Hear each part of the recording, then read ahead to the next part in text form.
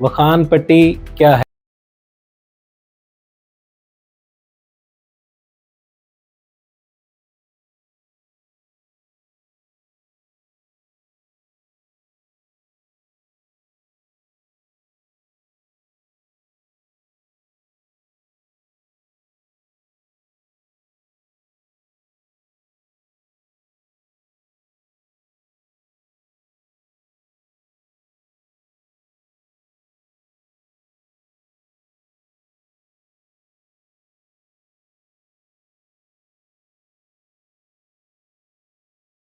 बिस्मिल्लाहिर्रहमानिर्रहीम। असदार चौधरी दिलबर शो के साथ व्यूवर्स, वखान पट्टी क्या है?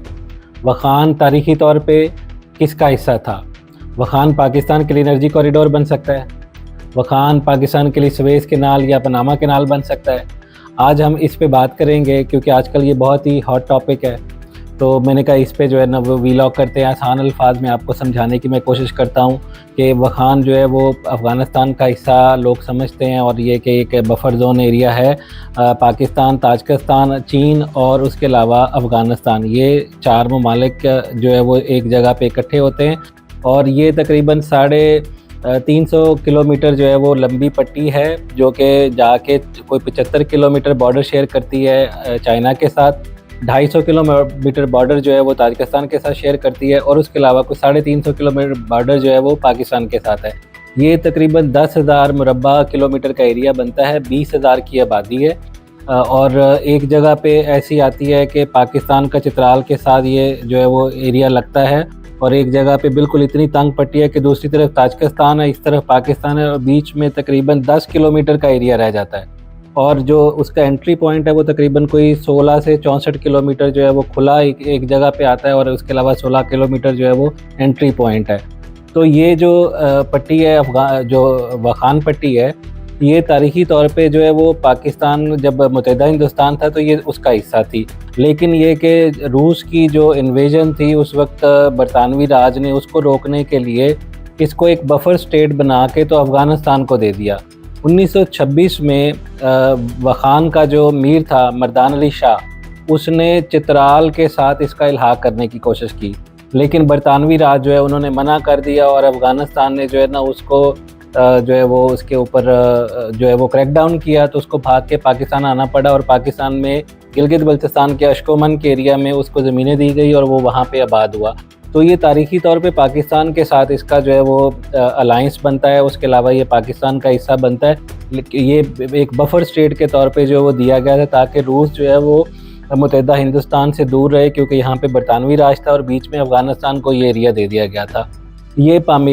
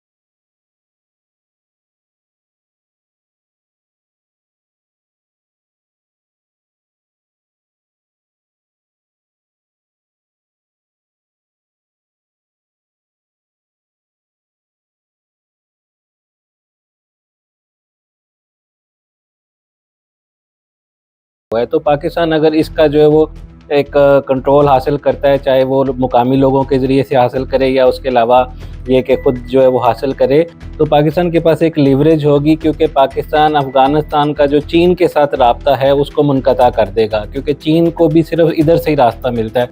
और अगर अफ़गानिस्तान ने चीन की इन्वेस्टमेंट अपने मुल्क में करवानी है तो चीन जो है वो इसी रास्ते से जो है वो आ सकता है। तो पाकिस्तान के अगर वहाँ पे कंट्रोल हो तो कोई मसला नहीं है चीन को, लेकिन ये है कि पाकिस्तान के पास एक लिवरेज आ जाएगी, क्योंकि ये जो अफ़गान पाकिस्तान के साथ कर रहे हैं वो रॉ जो है वो फ्रंट पे है, पीछे मोसाद है, और पाकिस्तान में जितनी दहशतगर्दी हज़ारों सैकड़ों के हिसाब से लोगों को शहीद किया जा रहा है, हमारी फोर्सेस को मारा जा रहा है, तो पाकिस्तान के पास भी एक लेवरेज होगी। उसके अलावा ताजिकिस्तान भी अफ़गानिस्तान के साथ जो ये उसका बॉर्डर है, उससे वो कोई कंफर्टेबल नहीं है। पाकिस्तान के DG ISI general Asim Malik ने कुछ दिन पहले ताजिकिस्तान के सदर से इमाम रहमान से मुलाकात की है, जो कि बहुत ही मानी खेज़ है, बहुत स्ट्रेटेजिक मुलाकात है, जिसमें उनको बताया गया है कि अफ़गान जो है वो क्या कर रहे हैं पाकिस्तान के साथ। पाकिस्तान के मुख्तलिफ एरियाज़ को उन्होंने नो गो एरियाज़ बना दिया हुआ है, जो हमारे ट्राइबल एरियाज़ हैं। तो उसके अलावा ये कि वो लोग भी तंग हैं इनसे, तो इसमें यह कि कोई जॉइंट स्ट्रैटेजी जो है वो उस पे बात हुई है कि पाकिस्तान, क्योंकि ताजिकिस्तान से एक तो एनर्जी लेना चाहता है, वहाँ से गैस पाइपलाइन जो हमारी Tajikistan Uzbekistan gas pipeline, Afghanistan Pakistan Tapi gas pipeline है। फिर उसके साथ साथ ये कि मेन चीज़ पाकिस्तान वहाँ से बिजली लेना चाहता है। प्रॉब्ली हमारा जो प्रोजेक्ट है कासा वन, उधर से जो है वो बिजली लेनी है, तो ये एनर्जी कॉरिडोर भी बन सकता है। और उसके अलावा ये कि ताजिकिस्तान के ज़रिए से पाकिस्तान डायरेक्टली जो है वो, पाकिस्तान अगर हमसाया हो जाता है ताजिकिस्तान का, तो डायरेक्टली रूस तक, मॉस्को तक पाकिस्तान की जो है वो रसाई हो जा सकती है, तिजारत हो सकती है। अफ़गानिस्तान जो है वो हमेशा से पाकिस्तान के लिए प्रॉब्लम कर रहा है। और ये जो अफ़गानिस्तान के अंदर तालिबान हैं, इसमें भी 3 ग्रुप्स हैं, एक शुमाली धाद वाले हैं, एक कंधारी ग्रुप है, और एक उसके अलावा हक्कानी ग्रुप है। हक्कानी ग्रुप पाकिस्तान के साथ कंफर्टेबल हैं। उसके अलावा ये कि शुमाली धाद वाले जो हैं वो भी इस वक्त कंधारियों के साथ कंफर्टेबल नहीं है। कंधारी जो हैं वो पाकिस्तान के लिए मसाइल पैदा कर रहे हैं। पाकिस्तान में जितने भी रॉ की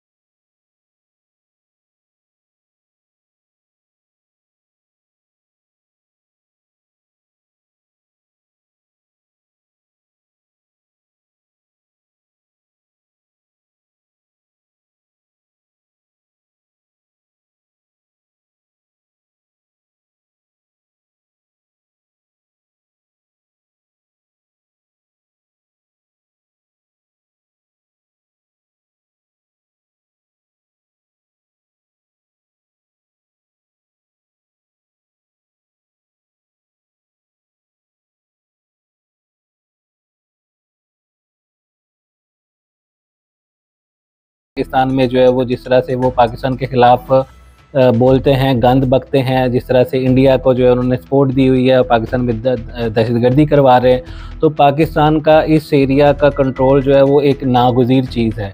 और वैसे भी तारीखी तौर पे, जैसे मैंने पहले कहा कि ये हिंदुस्तान का जो है वो इलाका था बरतानवी राज के अंदर, लेकिन एक बफर ज़ोन के तौर पे अफ़गानिस्तान को दिया गया था।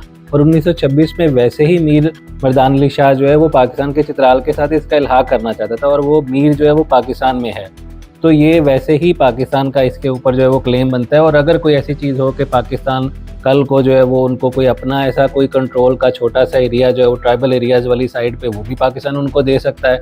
और दूसरी चीज़ ये कि एक और जहन में सवाल आता है कि क्या अफ़गानिस्तान जो है वो हमला कर देगा, कोई ऐसी दहशतगर्दी करेगा, तो उनकी इतनी कैपेसिटी नहीं है, उनके पास एयरफोर्स नहीं है, उसके अलावा उनके पास कोई प्रॉपर आर्मी नहीं है। पाकिस्तान के पास मिसाइल टेक्नोलॉजी है, पाकिस्तान के पास जहाज़ हैं, पाकिस्तान के पास एयर स्ट्राइक करने की कैपेसिटी है, पाकिस्तान न्यूक्लियर स्टेट है, तो पाकिस्तान पे हमला तो नहीं कर सकते। हाँ, इंटरनेशनल जो है वो थोड़ा सा कुछ होगा मसला, तो वो तो टर्किश ने अपना बफर जोन सीरिया में बनाया हुआ है, इसी तरह इसराइल ने लेबनान में भी किया, उसके अलावा सीरिया में भी किया, उसके अलावा वो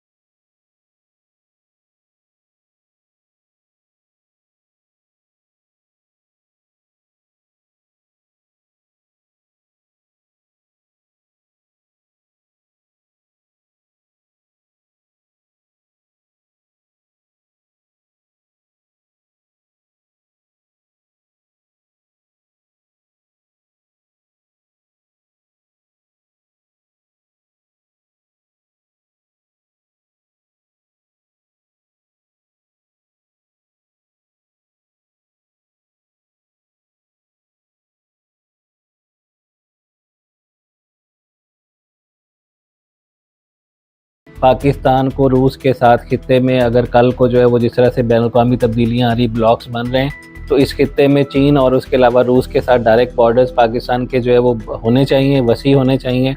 और रूस के साथ अगर हो जाते हैं तो फिर तो ये कि हमारी जो है वो बहुत सी चीज़ें, तिजारत हो, एनर्जी कॉरिडोर हो, इसके अलावा कल को हमारे डिफेंस जो है वो मूवमेंट्स भी चीज़ें जो है वो हो सकती हैं।